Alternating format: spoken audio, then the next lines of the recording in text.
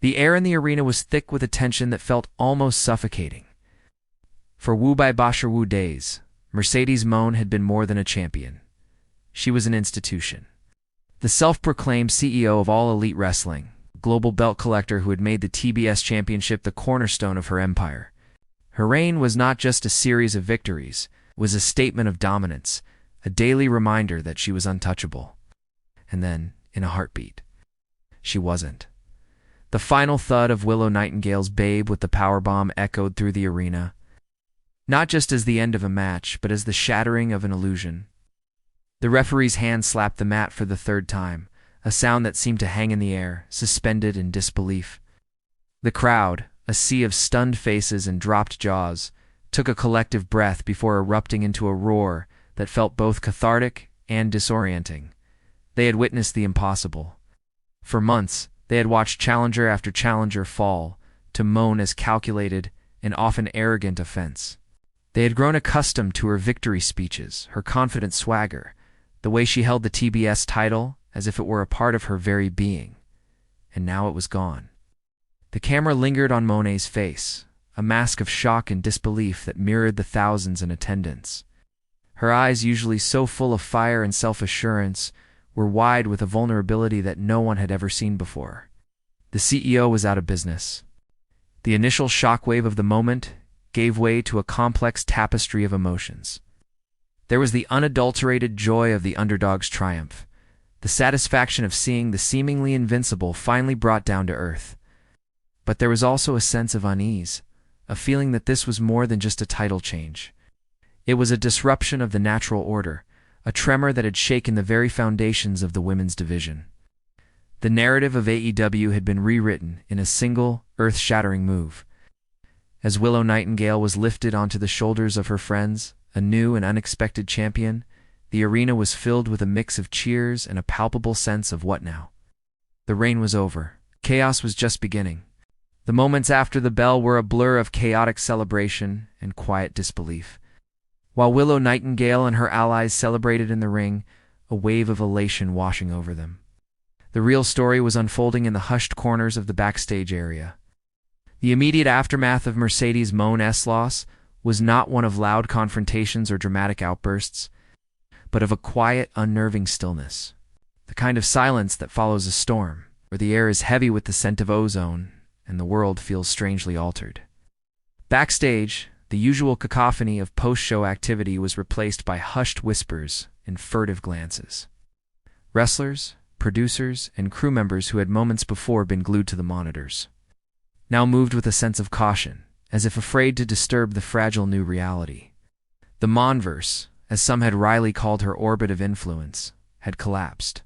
For 585 days, her presence had been a gravitational force, her mood dictating the emotional temperature of the entire division. Now, there was a power vacuum, and the uncertainty was as thick as the humid arena air. The media scrum that followed was a masterclass in controlled chaos. Journalists, usually so eager to pounce on any sign of weakness, seemed to approach the topic of Moné's loss with a strange reverence. They asked their questions, of course, but there was a hesitancy in their voices, a recognition that they were treading on sacred ground. The narrative had been so deeply ingrained Moné as the unbeatable champion that even in defeat she commanded a certain level of deference. Her response, when it finally came, was a carefully constructed mask of professionalism. She spoke of Willow's heart, of the unpredictable nature of the sport, but her eyes told a different story. They were the eyes of a monarch who had been overthrown, a predator who had been outsmarted. The defeat was not just a professional setback, it was a personal affront, a crack in the carefully crafted armor of her CEO persona. And as the initial shock began to wear off, it was replaced by a slow-burning rage, a fire that would fuel the next chapter of her story. The fall of Mercedes Moné was not just the end of a title reign, it was the beginning of a war. The shockwaves from Mercedes Moné's defeat radiated far beyond the squared circle, seeping into the digital ether and igniting a firestorm of speculation and debate. Social media, the modern-day coliseum of public opinion, became a battleground of conflicting emotions. The hashtag and new trended worldwide, a digital testament to the magnitude of the upset.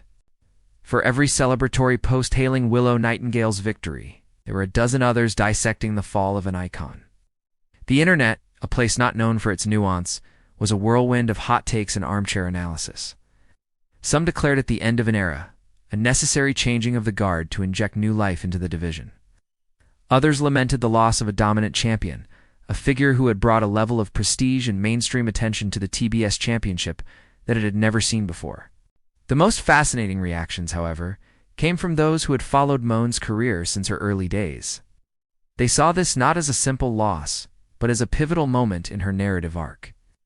They remembered the brash, confident upstart who had clawed her way to the top, and they wondered if this defeat would be the catalyst for a new, more dangerous incarnation of the CEO. The mainstream sports media, who had been drawn to Moné's star power, also weighed in. ESPN, Sports Illustrated, and other major outlets ran headlines that spoke of a stunning upset and a new era in AEW. They, too, were caught in the gravitational pull of the story, recognizing that this was more than just a wrestling match. It was a cultural moment. The narrative of the invincible champion had been shattered, and in its place was a more complex and compelling story of vulnerability, resilience, and the ever-present threat of a fall from grace. The pressure on both women was now immense. For Willow, the challenge was to prove that she was not just a one-hit wonder, but a worthy successor to the throne. For Moné, the pressure was even greater. She had to navigate the treacherous waters of defeat, a territory she had not known for 585 long days. The world was watching, waiting to see how the fallen champion would respond. Would she crumble under the weight of her own legacy, or would she rise from the ashes, more determined and more dangerous than ever before? While the cameras focused on the jubilant new champion and the stunned former champion, a different kind of drama was playing out behind the curtain. The wrestling business, for all its spectacle and showmanship, is a deeply personal and political world. A title change of this magnitude is never just a creative decision. It's a seismic shift in the delicate ecosystem of the locker room. For months, the women's division had orbited around Mercedes Moné her long and dominant reign, while elevating the TBS Championship had also created a logjam of talent, a line of hungry and ambitious wrestlers waiting for their opportunity. Her defeat was not just a victory for Willow Nightingale.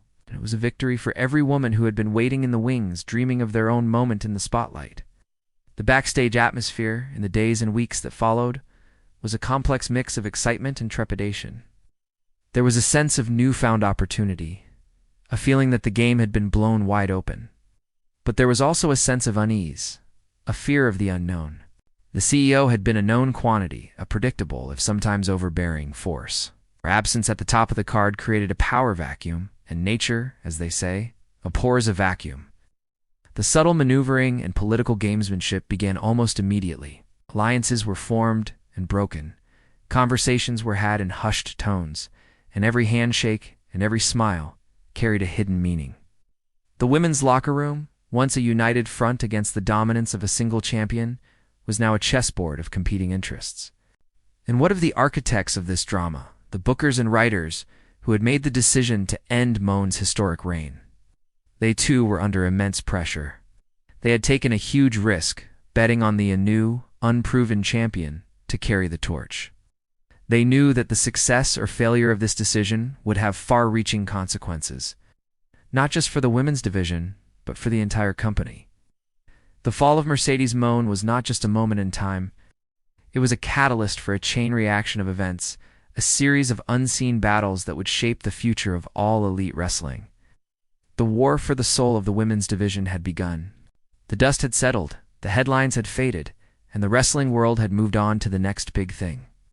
Willow Nightingale, the new TBS champion, is carving out her own legacy, a champion of the people who brought a different kind of energy to the title. And Mercedes Moné, the fallen CEO, had disappeared from the public eye.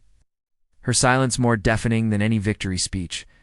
But in the quiet moments, away from the roar of the crowd and the glare of the television cameras, a different kind of story was unfolding. The loss, it turned out, was not the end of Mercedes Moné's story, but the beginning of a new, more introspective chapter. For 585 days, she had been trapped in a gilded cage of her own making. The pressure to maintain her undefeated streak, to live up to the larger-than-life persona she had created, had taken its toll. The CEO was not just a character, it was a mask, a shield that protected her from the vulnerabilities and insecurities that lay beneath. The defeat, as painful as it was, had been a liberation. It had forced her to confront the woman in the mirror, the person who had been lost in the shadow of the champion. The twist, the one that no one saw coming, was that the loss was not a failure, but a gift. It was a chance to rediscover her love for the sport, not as a means to an end, but as an end in itself. It was an opportunity to reconnect with the passion that had first drawn her to the ring. The pure, unadulterated joy of telling stories and connecting with an audience. The fall of Mercedes Moné was not a story about a title reign. It was a story about the human heart, about the pressures of fame, and about the long and winding road to self-discovery. And as she began to plot her return, it was clear that she was not coming back to reclaim a championship, but to reclaim herself. The CEO was dead. Long live Mercedes Moné, the real one. The one who was more dangerous and more compelling than any champion could ever be. The world thought they had seen the end of her story, but in reality, they had only seen the beginning. The most captivating chapter was yet to be written.